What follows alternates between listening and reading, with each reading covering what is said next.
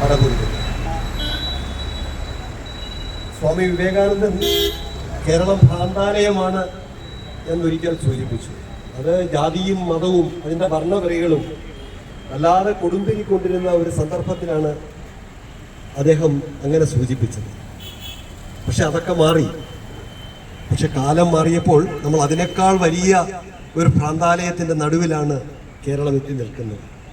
നമുക്ക് എങ്ങനെ മുന്നോട്ട് പോകണം? ഓരോ ദിവസവും നമ്മളെ വല്ലാതെ ആകുലതയിലാക്കുകയാണ്. ഓരോ ദിവസവും നേരം വിളിക്കുന്ന ഓരോ പ്രഭാതങ്ങൾ വിടരുമ്പോൾ ഒരു വല്ലാത്ത ജാള്യതയാണോ എന്താ പറയാ, ഒരു വല്ലാത്ത ഒരു കിരികിരിപ്പാണ് മനസ്സിനുണ്ടായത്. കാരണം ഒരുപക്ഷേ 2050 കഴിഞ്ഞ് 2075 പോകുമ്പോൾ നമ്മളൊന്നും ആ കാലത്തുണ്ടാവുകയില്ല.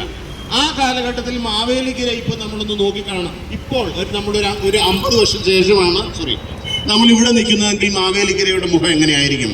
ഇതിലെ പോകുന്ന ആളുകളുടെ ചിന്തകളും അവരുടെ പ്രവർത്തനങ്ങളും അവരുടെ ജീവിത രീതിയും എങ്ങനെയാവും?